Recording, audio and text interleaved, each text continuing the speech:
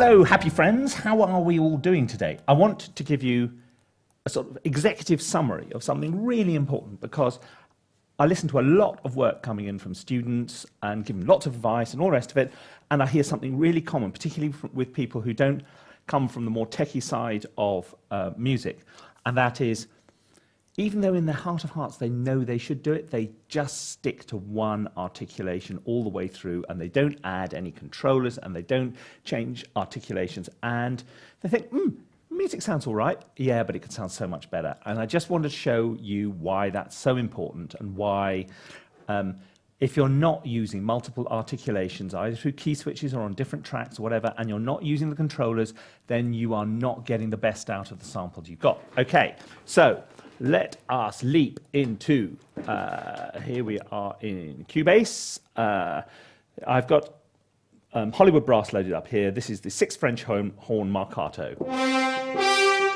So we're just going to put a little line in here.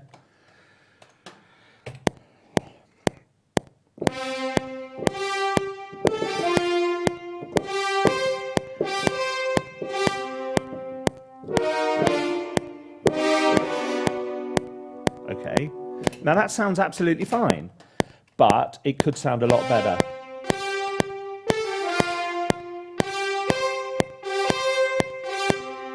Okay, the first thing to do is those short notes there should be short notes. Also, if you want to go, do you want it marcato or do you want it legato? I think those first two are marcato, but then after that we definitely want to get into we need some short notes. So those two there, do-do-doom. So we're going to, there's two ways of doing this. Well, there's several ways of doing this. Actually, let's close that off for a second. You can copy the whole thing onto the short track, open it up, and then just edit the, delete the bits you don't want. Like we could go delete those bits and say they're going to be the short ones. Okay, and those are all going to be some. We'll leave. Okay, those ones can be short too. So you need to be quite organised to get this together, and we'll get rid of those. Okay, so now these are going to be shorts. So when we go back to the part, and then we'll bring these up. Now we'll get rid of those because we don't. So these ones are these are short notes playing the marcato sample. So we're going to get rid of them. So what we've done is we have now put the two short notes on the short note track. Okay. Now you normally have to do a bit of balancing to make this work.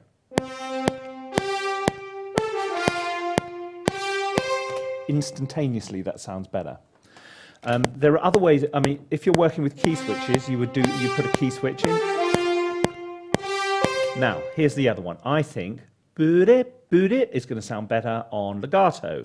So let's copy that over to legato and get rid of the bits we don't like. So you can see which ones do do do do do boot it boom. Okay, and then we'll get rid of these bits at the end.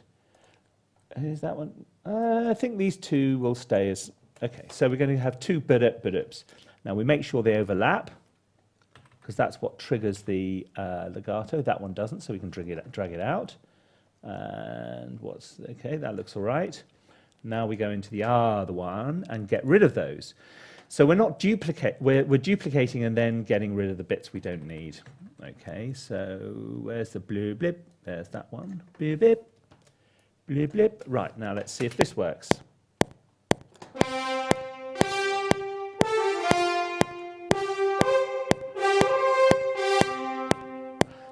Could, okay, that's not bad.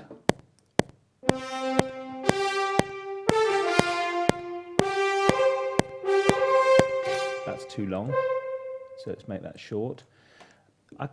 Now I could turn that into a short. No, I couldn't turn that into short note because I wouldn't get the legato.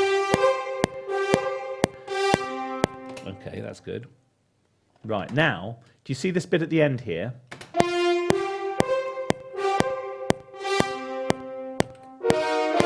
This is a very common thing. What we've got here is we've suddenly gone from playing a solo line with 6 horns to playing a chord. Now, the chord, because there are 6 players playing each note, we've suddenly got 18 horns playing that. And that just isn't realistic. That's why in my template here, I've got so many, I've got 6 horn and I've got 2 horn, because if you go with the 6 horn version, let me just play you that, it goes. With the 2 horn version, it's much more realistic.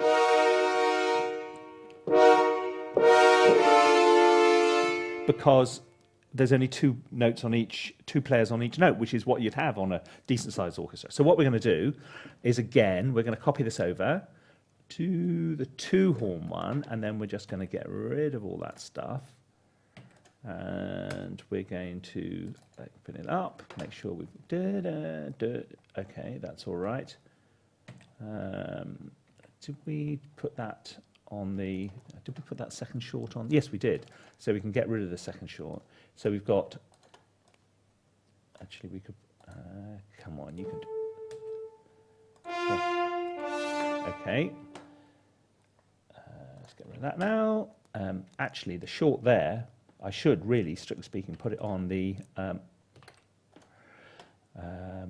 2 horn shorts. Yeah, let's drag it down to that.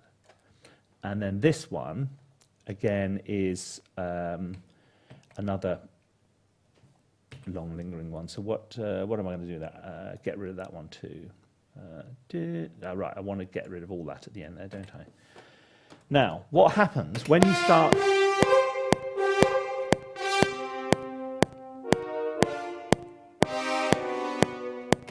You undoubtedly need to start faffing around with volume to make them match, because they're all at slightly different volumes. So that one is definitely too quiet. This one here, it's also probably not short enough. So we're going to do that. That's better. And this one needs to come up a bit now.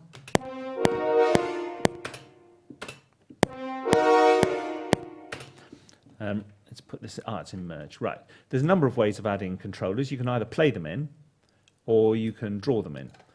If we want to draw them in, so for example, we want to draw in, we want to get the CC1, the modulation, the mod wheel, because on a lot of brass samples, the mod wheel will draw the, will make the sample brighter or less bright. Where's my pen gone? This is a brand. Oh, there it is. Okay, let's see what that sounds like.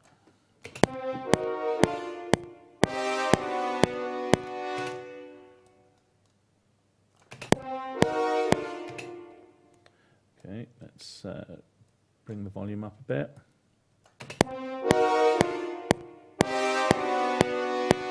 And actually then we're going to draw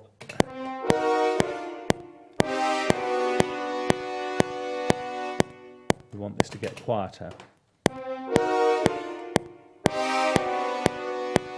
Okay, so we're also going to put a mod wheel change on there as well, because that will make it less bright. Look, it's actually getting brighter, and it needs to do that.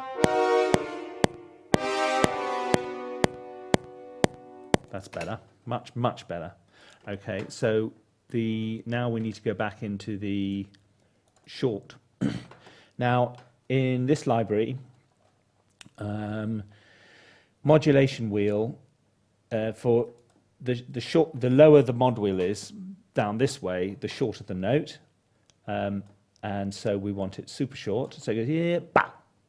Let's see volume-wise how that is. A bit louder.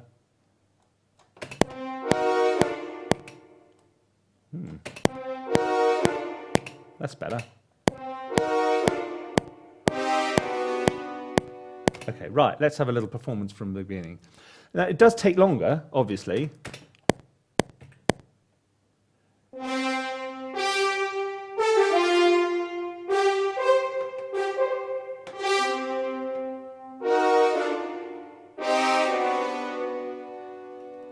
I could still faff with that some more, but that is the gist. So what you need to do, okay, this is a tiny part of what could be a much bigger enterprise. You can spend a long time doing this, but that now sounds better than it did. So a lot of the time when I hear sample mock-ups, which I don't think, it's great pieces of music done by students, but I'm thinking, do you know, this could be so much better if it was, you know, if somebody really got in there and did it properly. I then say, okay, send me your file, send me the Cubase file, send me the DP file, whatever. And there's not a controller to be seen, and it's all on one line. And that is why. So if this is the kind of thing which you think will help you to become a better composer, to help you to turn out better, sampled mock-ups, then we do have a lot of stuff going on which you should be able to take advantage of. You can do the first unit of cinematic orchestration course completely free. You just have to sign up and you get a free trial for 28 days or whatever it is, and it takes you through the beginnings of the string pit and all that, where we deal with both live orchestration and sampled orchestration, and we've got a live orchestra playing stuff so you can hear what it really sounds like, and there's a community to support you, and it's all great. And of course, if you go for the gold option, you get tutored by some really fantastic working film orchestrators. Also, if you're just interested in getting into film and television composition, and you just sort of you've only been at this for whatever, 12 minutes following this one video, then just get our free introductory guide. It's a little 10-page booklet which just walks you through the whole thing. It's really simple. It's completely free. All you do is stick your email address in, and you'll get the guide straight back. So come into our world, see how much fun it can be, see how relatively straightforward it can be to make your music sound that much better and give you that much more chance of getting out there and getting work. So don't sit at home doing nothing. I challenge you to do one of those two things. Download our little guide, sign up for the free unit, and see if it won't make a big difference to the quality of your music. See you soon.